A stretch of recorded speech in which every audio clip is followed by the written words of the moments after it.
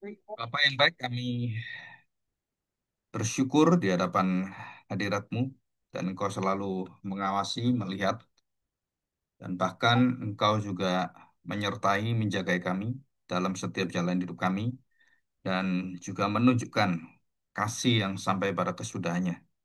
Dan kami hari ini akan belajar dari satu kalimat-kalimat dan juga satu waktu yang disiapkan, satu malam perpisahan pada saat Engkau terakhir sebelum Engkau disalibkan.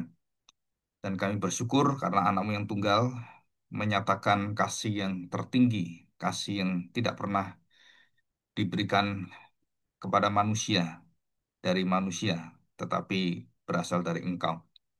Kami hari ini tunduk di hadapan Engkau dan di hadapan seluruh kasih setiamu, sehingga kami merasakan satu sukacita besar dan kami tetap berada dalam jalur kehendak Tuhan dan tidak pernah keluar dan kami terus ditarik kepada kuasa kesetiaan Tuhan. Berkatilah pada hari ini dan pada saat ini Engkau berkuasa dan biarkanlah roh-Mu yang akan memberikan kami satu hati yang menuruti dan mengalami akan kasih sampai pada kesudahannya. Terima kasih Bapa, di dalam nama Tuhan Yesus kami serahkan doa kami. Amin. Ya, kita buka Yohanes pasal 13 ayat pertama ya. Minggu kemarin kita sudah belajar kasih yang mendahului, sekarang kita belajar kasih sampai pada kesudahannya. Saya bacakan. Yesus membasuh kaki murid-muridnya. Yohanes pasal 13 ayat 1. Sementara sebelum hari raya Paskah mulai, Yesus telah tahu bahwa saatnya. Nah, ini teologi hora ya. Teologi hora itu teologi tentang waktu Allah, waktu Tuhan. Dikatakan sebelum hari raya Paskah dimulai, Yesus telah tahu, artinya betul-betul mengerti apa yang akan terjadi, apa yang dikerjakan, bahwa saatnya sudah tiba untuk beralih dari dunia ini kepada Bapa. Nah, ini titik peralihan ya. Dia akan mengerti titik perpindahan dan dia akan menyelesaikan tugas kepada Bapak. Jadi bukan kepada yang lain, kepada Bapak. Sama seperti ia senantiasa mengasihi murid-muridnya, demikianlah sekarang ia mengasihi mereka sampai pada kesudahannya. Nah, ini kita akan pelajari. Satu perkataan yang sangat indah ya.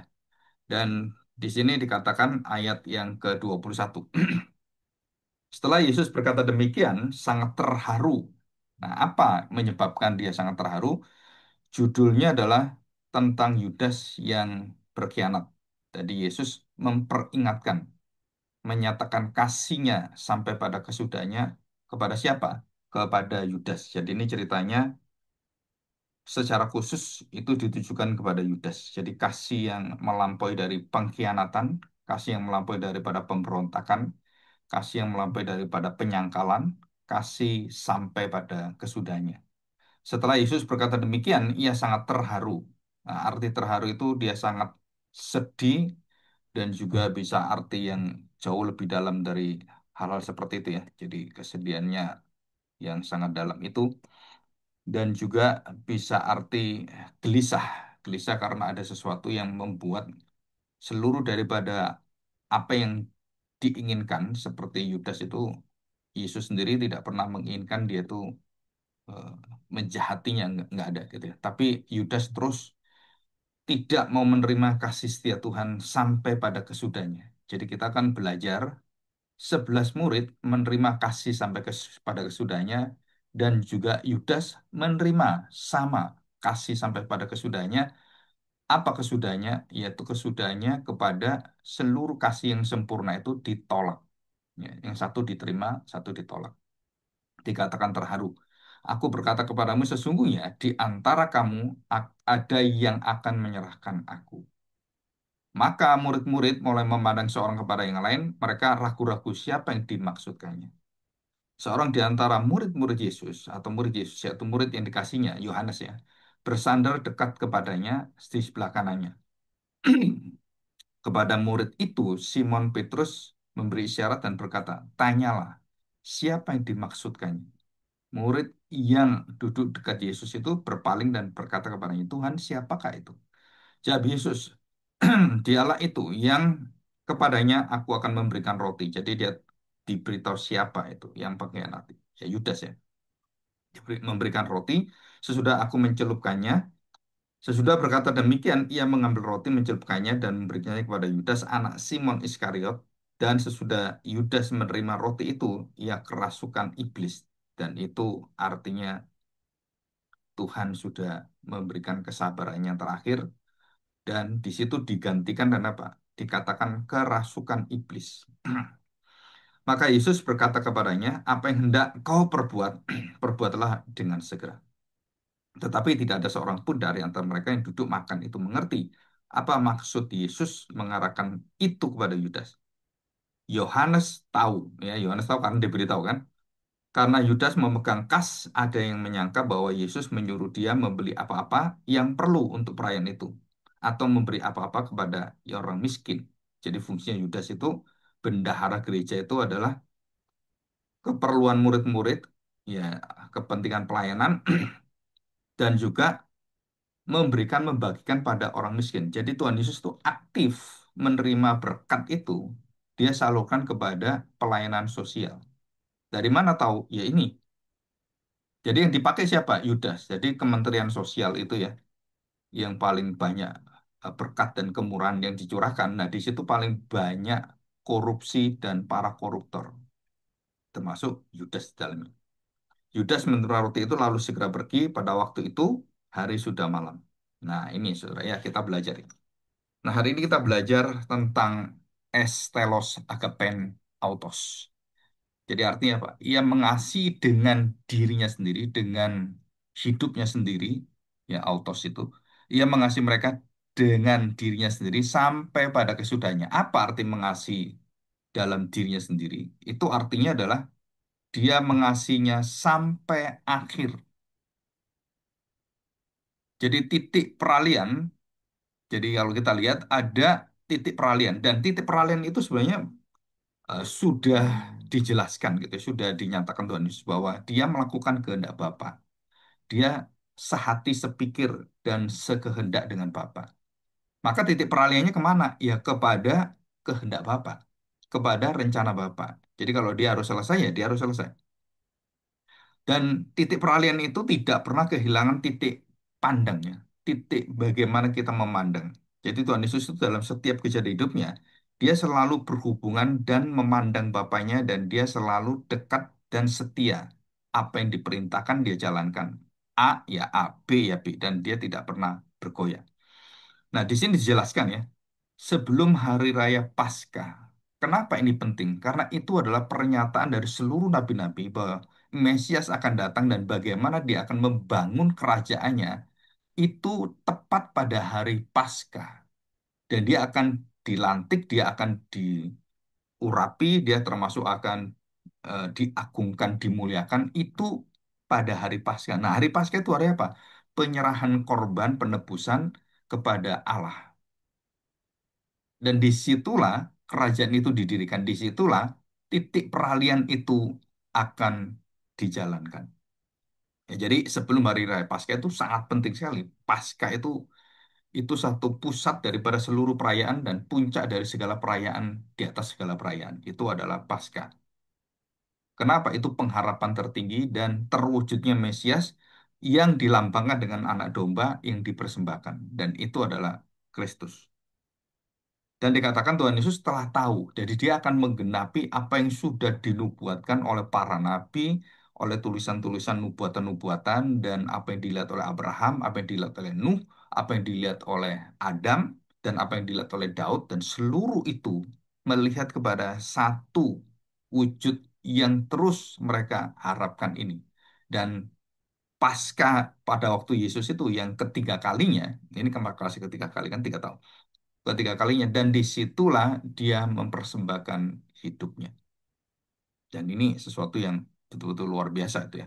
Nah kita lihat sekarang Injil Yohanes itu menyatakan saatnya teologia hora hora teologi jadi kairos atau kairos logi teologi jadi bukan kronos, bukan sejarah, bukan waktu manusia, bukan hari Senin, Selasa, Rabu, dan hari Paskah. Itu bukan hari Paskah seperti kita Jumat Agung dan hari Paskahnya secara literal dan secara historis itu ya, secara waktu, kalender itu bukan. Tetapi ini adalah satu ketentuan yang sudah ditetapkan Tuhan dan itu adalah momennya, momen satu Kairo. Jadi satu waktu yang betul-betul itu bukan di dalam kehendak rancangan manusia, tetapi ditetapkan Tuhan yang tidak berubah. Dan jelas dikatakan saatnya sudah tiba. Jadi waktu Tuhan Yesus mengatakan pada mamanya, pada Maria, sebelum dia melakukan mujizat itu, dan dia menyatakan kuasa pekerjaan anak Allah itu, maka dikatakan di situ saatnya belum tiba. Dan dikatakan saatnya belum tiba. Pada kesempatan lain juga sama, saatnya belum tiba. Dan waktu dia mau ditangkap dan dia mau dikepung dan dia mau dibunuh itu, yang berada di pojok dikatakan saatnya belum tiba. Dan setelah dia di Taman Getsemani, nah di situ saatnya telah tiba. Jadi tidak ada satu orang yang bisa memegang dia, tidak ada satu orang yang bisa menguasai Tuhan Yesus, tidak ada satu orang yang bisa melawan dia, tidak ada satu orang yang bisa mencegat dia. Tiba-tiba pada waktu setelah Getsemani itu dia ditangkap, dia kemudian digiring, dia ditendang, dia diludahi, dia dikebukin dan sampai dia mati. Dan saatnya sudah tiba. Nah, ini adalah saat yang sangat mengharukan. Jadi dia melihat seluruh kondisi murid-muridnya yang dia tahu bahwa murid-muridnya tidak satu pun yang bertahan di dalam hidup yang melayani dia, di dalam hidup yang tanda petik yang bersama dengan dia dan yang seperti Petrus katakan, aku akan membela kamu sampai mati, aku akan berjuang. Nah, itu semua adalah sesuatu yang omong doang gitu ya. Jadi iman Kristen itu sebenarnya banyak orang-orang yang omong doang. Seolah-olah dia itu melayani luar biasa, seolah dengan pekerjaannya, dengan seluruh apa yang dia kerjakan, seolah dia itu mau sampai pada kesudahnya, sampai mati. Petrus katakan itu, sampai mati, sampai pada kesudahan saya akan membela kamu, saya akan memberikan hidupku padamu, aku akan terus berjuang dan jangan di situ ya, jangan kamu mati seperti raja yang keok, raja yang pecundang, raja yang kalah. Nah, itu pikiran daripada Petrus. Sampai pada kesudahannya. Tetapi pada sampai kesudahannya, bisakah Petrus mengasihi Tuhan Yesus? Maka Tuhan Yesus tanya, kasih sampai pada kesudahannya. Kepada siapa? Kepada Petrus. Apakah kamu mengasihi aku sampai pada kesudahannya? Itu istilah yang saya tambahkan karena di sini dia mengasihi sampai ke kesudahannya. Dan Petrus menjawab, Tuhan engkau tahu aku mengasihi engkau. Dan sampai 3 kali terharulah dan menangislah Petrus itu. Kenapa? Ya karena dia dinyatakan, bisakah kamu mengasihi aku? Bener kamu bisa? Loh, apakah kamu benar-benar bisa mengasihi aku? Jadi kalau di dalam bahasa kita sehari-hari itu suatu pertanyaan yang menusuk dan yang membongkar seluruh kasih yang tidak pernah sampai pada kesudahan. Kasih siapa? Seluruh kasih manusia, seluruh kasih kita. Kita harus tahu. Bahkan kasih yang tertinggi dalam hidup manusia, suami istri, itu tidak pernah sampai pada kesudahannya. Seperti murid-murid meninggalkan Yesus, kadang kita juga di dalam segala kemarahan kita, ketidakmengertian kita, itu kadang-kadang kita merasa bisa tidak setia, bisa terlepas. Dan apa yang menyebabkan? Ya karena kita ini adalah manusia sudah jatuh dalam dosa, orang yang jatuh dalam dosa. Dikatakan tidak ada orang yang bisa melakukan kasih dengan sempurna sampai pada kesudahannya. Jadi ini adalah satu titik peralihan. Jadi nanti, saudara, titik peralihan itu waktu Yesus mati di kayu salib, dia menyatakan kasih sampai pada nyawa saya, kasih sampai pada seluruh perjuangan saya, kasih sampai pada ketaatan saya yang terakhir, yang betul-betul tidak bisa lagi ditunda-tunda adalah dia mempersembahkan dirinya. Ini arti kasih sampai pada kesudahannya adalah kasih sampai pada puncaknya, kasih sampai kepada dia menyerahkan seluruh hidupnya dan dia memberikan nyawanya dan itulah titik daripada akhir kasih adalah titik sampai pada kesudahannya. Bukan berakhir, tapi dia akan membuka kasih yang sampai pada kesudahannya pada setiap orang-orang yang percaya. Jadi kita dimampukan dengan kemampuan Kristus yang melakukan kasih sampai kepada kesudahannya, kepada kita orang-orang percaya diberikan kasih yang sampai pada kesudahannya di dalam hati kita. Kasih yang sampai telosnya. Maka Tuhan Yesus waktu dia mati di kayu salib, dia mengatakan kalimat sudah selesai. Sudah sampai pada kesudahannya. Tetelestai. Telos, dari kata telos yang dalam bentuk dikerjakan yang sempurna dan dia katakan sudah sampai pada kesudahannya. Jadi saliblah titik peralihan kasih yang tidak pada sampai kesudahannya masuk kepada kasih yang diberikan kasih kekuatan taat Kristus yang menjadi pokok keselamatan kita dan menjadi juru selamat kita, menjadi kekuatan kita apa itu kasih yang sempurna sampai pada kesudahannya, sampai pada akhirnya, sampai dia memberikan nyawanya. Jadi dia memulai kasih yang didahului oleh kasih Bapaknya. Itulah alfanya. Omeganya apa? Itulah protosnya. Eskatosnya apa? Itulah akhirnya. Dan bagaimana dengan telosnya? Nah, arke dan telos. Arkenya dari kasih Bapa dan kemudian diteloskan, ditujukan dan digenapi, dilengkapi dan istilahnya itu disempurnakan di dalam pengorbanan Kristus. Jadi titik peralihan apa? Titik peralihan antara Yudas dan dengan orang-orang percaya yang akan menerima sampai pada kesudahannya. Jadi Yudas tidak berhasil. Jadi contoh yang luar biasa, kasih yang tidak sampai pada kesudahannya adalah yang sangat jelas langsung ditunjuk oleh Tuhan Yesus. Nih contohnya Yudas, pengkhianat. Nih kasih yang tidak sampai pada kesudahannya. Baik dalam dirinya, dia terus liputi dengan semangat dia memanfaatkan Tuhan Yesus, semangat yang dia dompleng, mengikuti, jadi benalu gitu kan, jadi parasit seperti dalam tumbuhan. Dan dia masuk untuk apa? Untuk memanfaatkan. Jadi kasih yang memanfaatkan, kasih yang mau memanfaatkan. Sebenarnya itu adalah kasih yang akan jadi kasih pengkhianatan. Jadi kalau saya kerja, saya manfaatin orang, itu bukan mengasihi orang. Lupa, kan saya baik, saya kasih uang. Iya, tapi kamu memperalat orang. Itu menuju kasih pada pengkhianatan. Jadi di dalam gereja, di dalam pelayanan, termasuk dalam hidup kita, banyak orang-orang yang mengasihi dengan apa? Untuk memperbudak, untuk menjadikan mereka tuh supaya mengikuti kehendaknya. Dengan apa? Dengan memberikan kebaikan, dengan memberikan pelayanan, dan memberikan uang, dan memberikan persembahan. Maka orang-orang itu kemudian nuruti kita.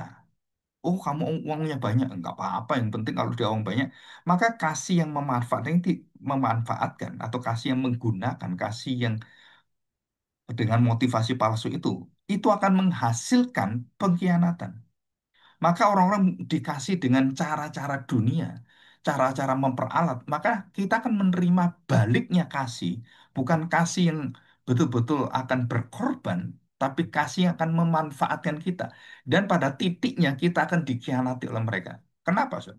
Ya, karena kita melakukannya tanpa motivasi yang murni, seperti Tuhan Yesus. Jadi kalau kita lihat, perhatikan ya, kasih yang betul-betul diberikan kepada Yudas, Tuhan Yesus memberikan baik itu apapun yang hidup Yudas itu diberikan satu kemuliaan itu. Dan dia tidak bisa terima. Dia hanya memanfaatkan kemuliaan Tuhan. Dia hanya memanfaatkan mujizat-mujizat Tuhan. Dia hanya memanfaatkan, wah supaya saya dapat makan roti. Ya, kita ingat peristiwa 5 roti 2 ketulikan. Maka orang-orang datang itu bukan melihat dan mengerti serta menerima Kristus, tapi ingin mendapatkan kemuliaan, mujizat Tuhan Yesus. Ya, berkat-berkat Tuhan. Jadi orang-orang yang memanfaatkan Tuhan dengan berkat-berkatnya, itu namanya kasih pemanfaatan, kasih yang akan mengkhianati, kasih yang akan tidak sampai pada kesudahannya. Dan berapa banyak kita melakukan ini dalam hidup kita. Yang saya sering kali ya karena saya dunia pelayanan, yang saya lihat ya dunia pelayanan. Dan berapa banyak orang itu memanfaatkan kasih yang memanfaatkan orang lain. Saudara ini apa ya? Kita itu kadang-kadang nggak kerasa, Saudara. Dianggap ya ini pelayanan kamu, ya ini kan tugas kamu. Saudara kadang-kadang kita berpikir, bener kan ini? Apakah itu sesuatu yang betul-betul kita berkorban dan orang itu berkorban bagus gitu. Ya, pengorbanan orang itu, pengorbanan kita dimanfaatin orang. Saudara, itu kasih yang menuju kepada kasihnya Yudas yang sampai pada pengkhianatan, bukan sampai pada kesudahannya. Nah, ini sesuatu yang kita harus betul-betul belajar untuk apa ya, mengoreksi dan ya devotional. Ya. Kadang-kadang kita harus belajar untuk menyingkirkan kasih yang tidak sampai pada kesudahannya, kasih yang pengkhianatan, kasih penyangkalan, kasih yang meragukan, kasih yang menggunakan. Nah, saudara itu kita harus lepaskan itu. Kenapa? Karena itu nanti hati kita tidak murni. Hati kita tidak tulus dan tidak bisa melihat kekudusan Tuhan dalam setiap pekerjaan kita. Dan kita akan menjadi orang-orang yang mengasihi dengan apa? Dengan bermacam transaksi, transaksional.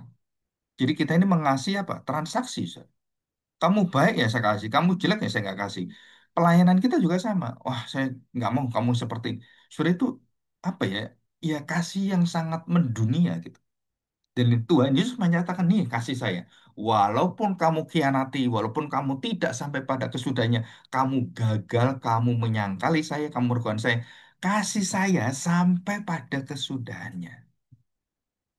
Wah, saudara ini sesuatu yang luar biasa hebat sekali. Dan tidak pernah kita berpikir sejauh ini gitu.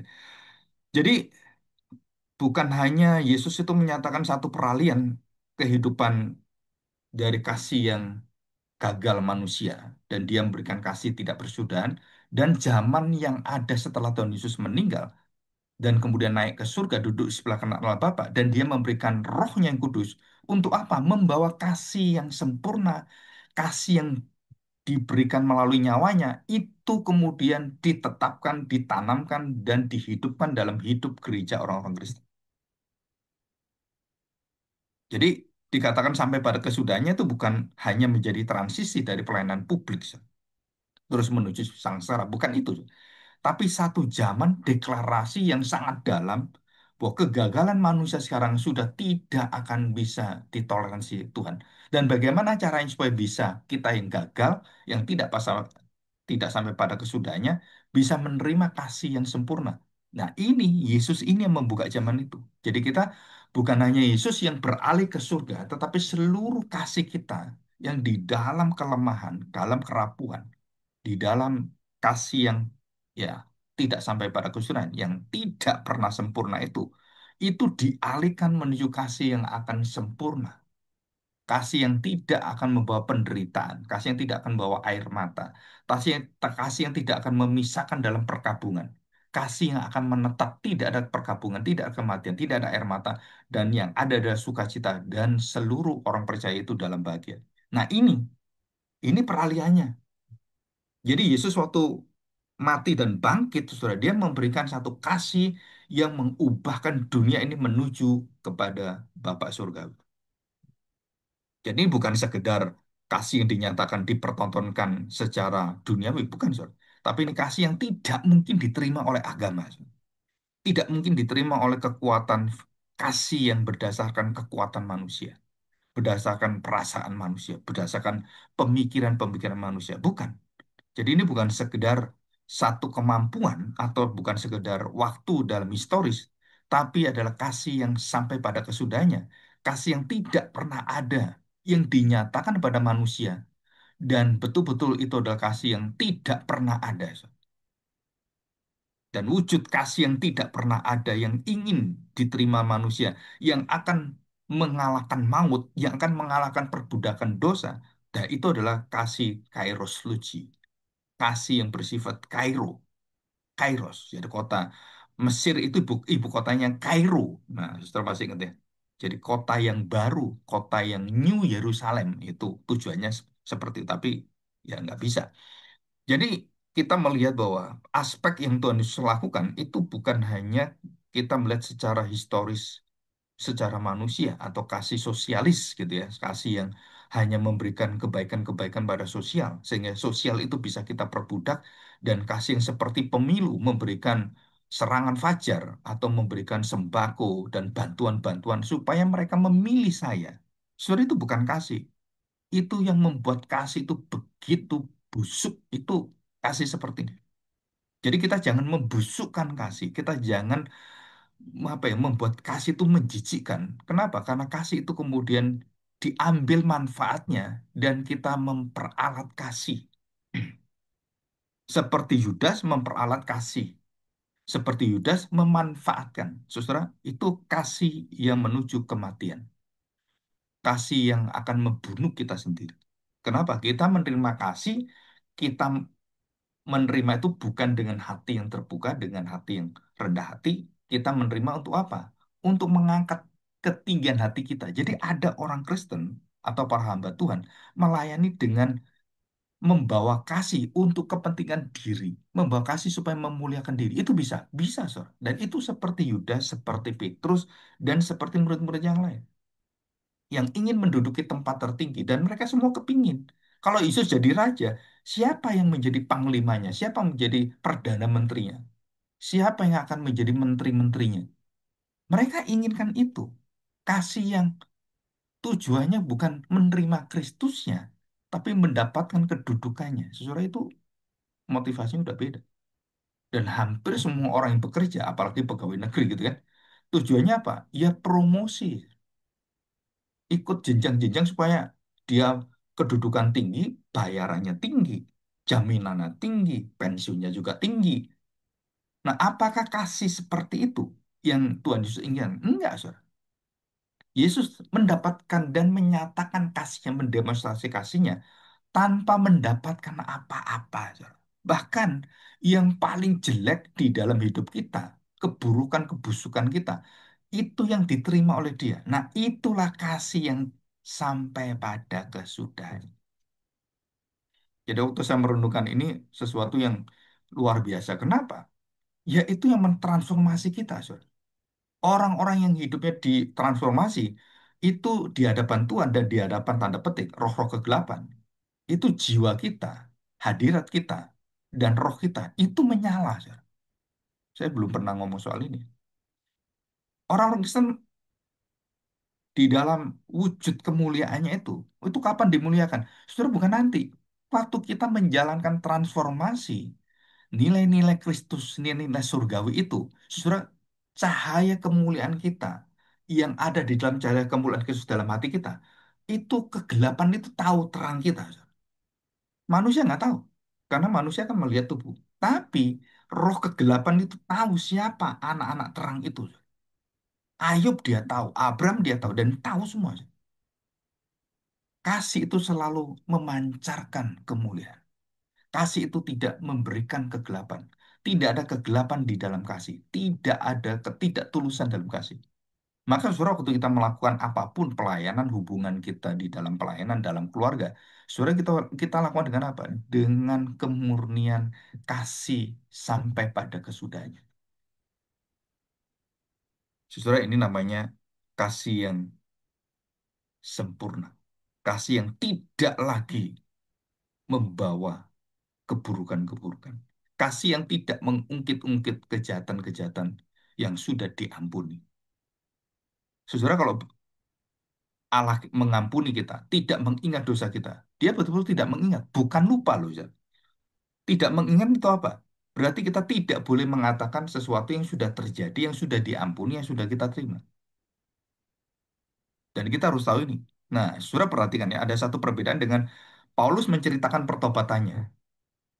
Bukan menceritakan kejahatannya, bukan. Saudara. Menceritakan pertobatannya. Bagaimana dia beralih dari kasih yang merasakan kasih sampai pada kesudahannya, dia merasa dia mampu, tapi dia kemudian gagal di dalam puncak manusia dengan kekuatan dirinya melakukan kasih Allah yang palsu seperti Paulus. Wah, seolah-olah dia itu melayani luar biasa.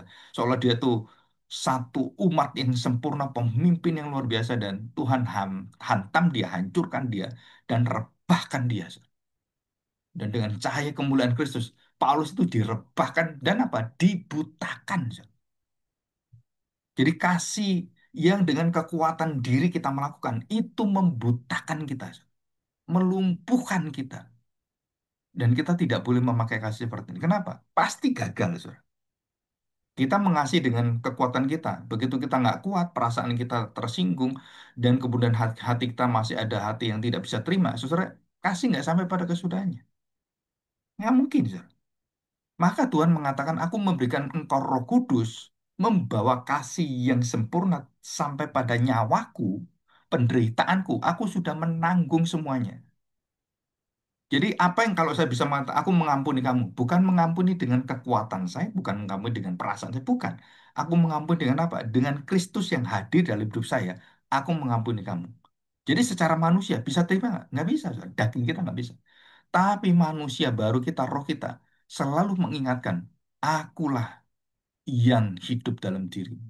Akulah Kristus yang hidup dalam dirimu. Manusia baru itu kemudian punya kekuatan dan pasti manusia baru kita, manusia dalam roh kita, dalam kesegaran surgawi itu, surga itu pasti mengingat kita, ada alarmnya. Dan kemudian kita berani mengatakan, ya Bapa, ampunilah mereka, seperti Stefanus, seperti Tuhan Yesus. Dan setiap orang percaya harus mempunyai kasih yang sampai pada kesudahannya. Apa?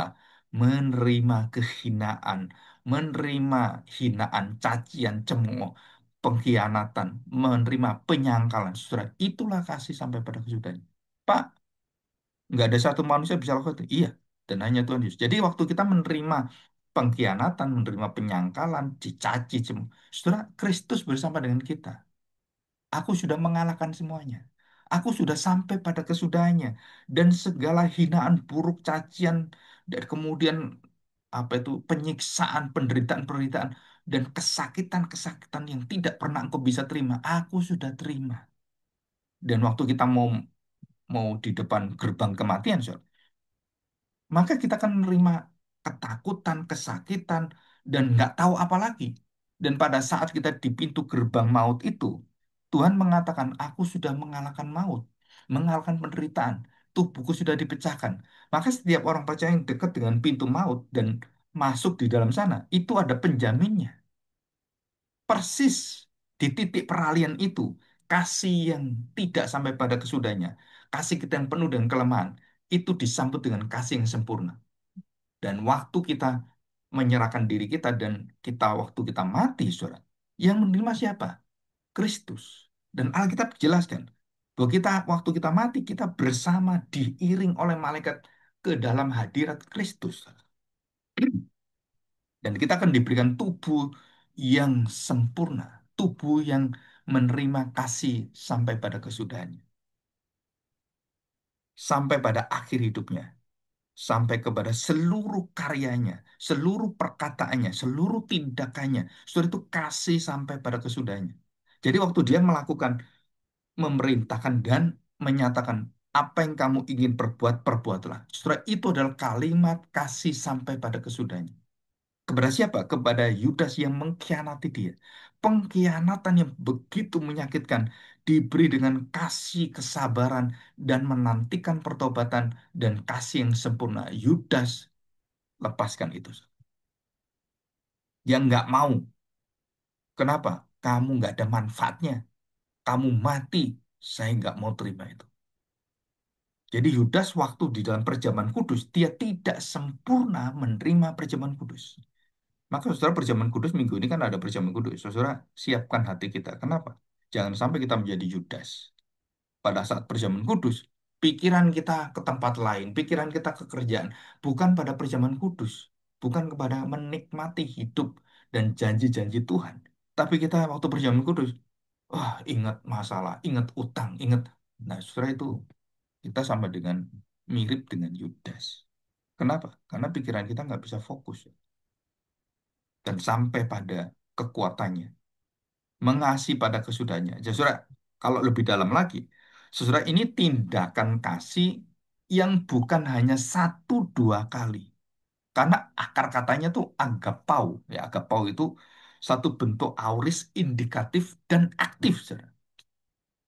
Jadi istilah estelos egapesen autos itu bentuknya auris, aktif, indikatif, dan punya tujuan yang pasti dan sampai ke sana mutlak telosnya. Nah, itu dikatakan bentuknya itu adalah bukan cuma dia melakukan saat itu.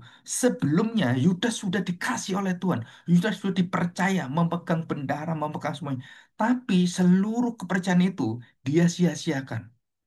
Dia tidak pernah datang, dia tidak pernah mengingat, dia menyempelekan ibadah, dia tidak pernah berpikir bagaimana Tuhan setia melalui orang-orang melayani, mengingatkan dia, dan terus-menerus, tapi dia tetap tidak mau dengar. Saudara, apa ujungnya?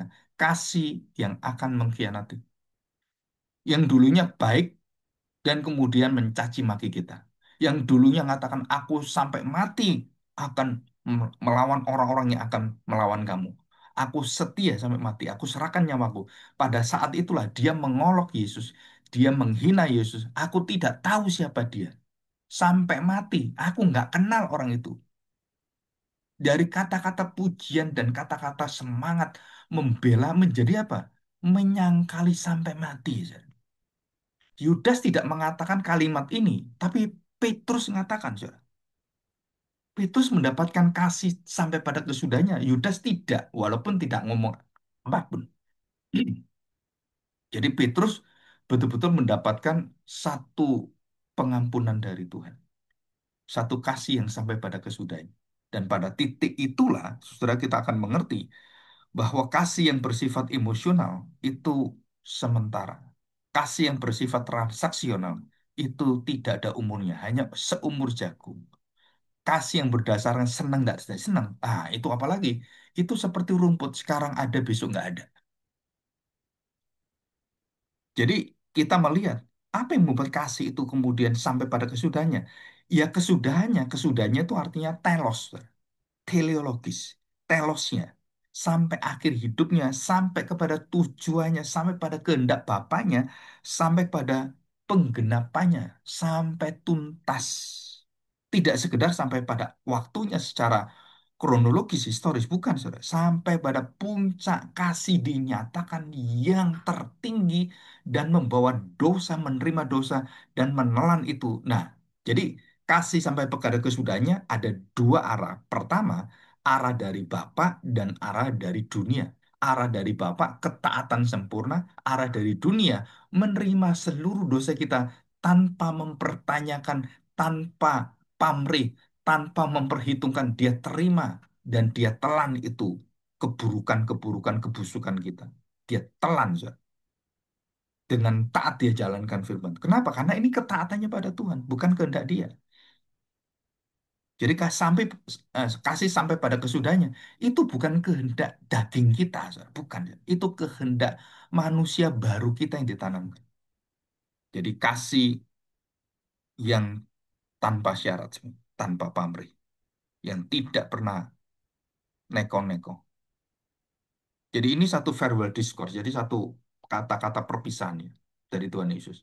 Dan dia sangat terharu, dia sangat sedih. Kenapa? Karena dia menuju penyaliban, bukan hanya penyaliban yang penderitaan, tapi sedih juga karena murid-muridnya itu akan lari semuanya. Saudara. Dan seluruh umat yang dicintai itu melihat dia, ah, raja apa ini kok mati seperti ini? Dan siapa yang paling menolak? Orang yang paling ngerti firman Tuhan itu yang menolak. Saudara. Para profesor teologi, ahli-ahli Taurat, pendeta-pendeta semuanya yang arif Farisi, imam-imam itu menolak. Saudara. Dan apa yang terjadi dengan Israel akan terjadi di akhir zaman. Saudara. Kasih yang sampai pada kesudahnya itu akan dilepeh, akan dimuntahkan oleh orang-orang yang hanya ingin kasih yang memanfaatkan. Jemaat yang celaka itu adalah jemaat yang hanya datang mendapatkan manfaat di gereja. Itu jemaat dalam kecelakaan. Hanya ingin makan, hanya ingin dilihat orang, hanya ingin semuanya. Itu bukan kasih sejati. Saya datang bukan karena dilihat orang, saya datang karena ini adalah kehendak Tuhan. Ini persekutuan saya dengan Tuhan. Ini adalah satu bentuk dari apa? Satu penyembahan saya. Nah, saudara, jiwa kita, roh kita itu menyala. Saudara. Roh kegelapan itu tahu terang kemuliaan Kristus di dalam diri orang percaya. Dia tahu semua, saudara. Kalau sama gelapnya, nggak usah dicoba. Ya, udah gelap kan ngapain dicoba? Ya udah manusia jatuh dalam dosa seperti Fir'aun nggak perlu coba. Ya, oke. Sekarang yang terakhir implikasi ya. Saudara perhatikan. Nah, kita akan belajar secara pastoral. Kasih yang bertahan di tengah pengkhianatan. Dan kasih yang tertinggi itu Tuhan Yesus nyatakan, yaitu kan dirinya sendiri. Pribadi Yesus dengan Yudas sama Y-nya. Y-nya sama. Yesus, Yudas. Tapi beda akhirnya. Saudara bayangkan, kasih yang paling murni, yang paling setia, yang paling sempurna dikasihkan dan disambut dengan apa? Pengkhianatan, penghinaan, dan peninggalan. Saudara. Ditinggalkanlah Kristus. Maka dia lepaskan, dia tidak terima perjamuan kudus dan dia tinggalkan itu. Loh Pak, sebelumnya dia terima. Iya, terima. Dua kali perjamuan kudus, Yudas terima. Jadi banyak orang katakan, Pak, Yudas nggak pernah perjamuan kudus. Ya kita nggak boleh berkata demikian. Kenapa? Di saat terakhir itulah perjamuan kudus yang terakhir itulah Yudas tidak menerima dengan sempurna dan dia tinggalkan. Jadi dua kali pasca itu Yudas menerima dua kali pasca. Jadi jangan berpikir kalau orang menerima perjamuan kudus, wah itu udah pasti selamat. Siapa bilang? Yudas itu menerima. Tapi pada akhirnya, pada intinya, hatinya bukan ritualnya. Hatinya tidak menerima perjamuan itu. Saudara. Jadi orang bisa perjamuan, tapi hatinya nggak terima. Bisa, saudara. Kenapa? Ya karena tadi kasih yang penuh dengan pikiran, emosional, pemanfaatan, penggunaan, dan juga kasih yang untuk dirinya sendiri. Kemuliaan diri sendiri. Nah itu nggak bisa diterima. Jadi yang pertama itu adalah kasih yang bertahan di tengah segala pengkhianatan, penyangkalan diri. Saudara itulah kasih yang betul-betul kita akan melihat dan kita rasakan. Jadi saudara kalau kita melihat anak kita kemudian istilahnya melawan kita, saudara, secara orang tua, secara hati kita, kita ngomong ini anak kurang ajar sekali, gitu kan. Tapi waktu kita melihat apa yang harus kita lakukan dengan kasih yang tidak berkesudahan, seperti Yudas kan, diberi kesempatan, diberi pintu tetap di dalam hati pengampunan itu. Tapi dia tolak terus, dia tolak terus. Nah, kalau sudah berkali-kali seperti ini dan tidak pernah sadar, saudara itu gejala apa? Dia masuk dalam kasih yang akan menghancurkan hidupnya. Nah, yang kedua, saudara perhatikan. Kasih yang mau mencuci seluruh kekotoran hidup murid-muridnya. Jadi kalau kita dalam gereja, dalam keluarga, saudara, kita harus siap menerima dan mencuci tanda petik apa yang Tuhan serahkan pada kita. Kelemahan-kelemahan murid-muridnya, ketidakmampuan muridnya, ketidakmengertian muridnya. Sudah itu dicuci oleh dia semuanya. Yesus di dalam kasihnya mewujudkan tindakan konkret bukan soal mencuci kakinya, tetapi sebagai lambang mengekspresikan satu pelayanan yang tanpa syarat. Saudara ini luar biasa. Richard Baxter mengatakan, kasih seorang yang sejati, seorang yang melayani Tuhan, itu terlihat dalam kesediaannya untuk merendahkan hatinya. Untuk apa? Melayani domba-dombanya. Gembala melayani domba-dombanya. Dan apa yang terjadi? Bukan menuntut pertobatan kehormatan. Kehormatan, bukan pertobat. Menuntut kehormatan, menuntut hasil yang menuntut. Bukan, saudara. Itu bukan ranah kita. Mengubah hati orang yang berdosa bukan ranah kita. Tapi kita, ranah kita apa? Memberikan kesediaan hati dengan rendah hati. Dan waktu kita menyatakan itu, saudara, kemampuan, kalau dia memiliki Kristus, ada Roh Kudus, itu akan diubahkan hatinya. Maka persekutuan orang percaya yang dalam kerendahan hati, itu akan saling membentuk, saling menajamkan, dan saling melayani melengkapi. Kenapa? Karena di situ tidak ada kepura-puraan, tidak ada pemanfaatan, tidak ada peralatan, atau tidak ada yang akan digunakan. Gitu. Oh, saya datang gereja mau apa? Oh, saya mau makan. Saya datang gereja mau apa? Mau berdagang. Saya datang gereja mau apa? Saudara, itu motivasi itu semuanya, saudara itu buang semuanya. Hapus semuanya. Jadi kalau ada disediakan makanan, ada disediakan pelayanan gereja, apakah pelayanan kesehatan, saudara, itu semua orang datang itu bermacam-macam motivasi. Paulus katakan, kamu mau datang karena perut, karena keinginan, karena kedudukan, karena kehormatan. Aku nggak mau tahu. Yang aku tahu adalah apakah kamu mengenal Kristus. Kenapa? Karena itu kuncinya, saudara. Kalau mengenal Kristus, saudara, semua itu cuma tambahan, bukan utamanya. Saya menerima Tuhan. Tuhan berkati saya. Ya berkat itu satu berkat dari Tuhan. Dan bukan Tuhan saya. Yang Tuhan saya, Tuhan ini. Tapi kalau Tuhan nggak memberikan, ya dia tetap Tuhan saya. Kalau Tuhan tidak membela saya, ya dia tetap Tuhan saya. Itulah kasih sampai pada kesudahannya. Kasih yang percaya kepada tindakan-tindakan perbuatan rencana Tuhan.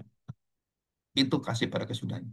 Dan itulah kekuatan terakhir spirit pelayanan rohani kita. Ya, kita bekerja tanpa berhenti, tanpa kita kemudian ya melihat pada kelemahan-kelemahan diri kita, kelemahan orang lain, kita tetap taat, kita melakukannya. Kenapa? Karena kita tahu ada kasih yang sampai pada kesudahannya. Ya, mari kita berdoa. Bapak kita, mari kita berdoa. Bapak, kami bersyukur hari ini. Biarlah kasih-Mu akan bawa kami dalam satu sukacita besar dan ada satu jam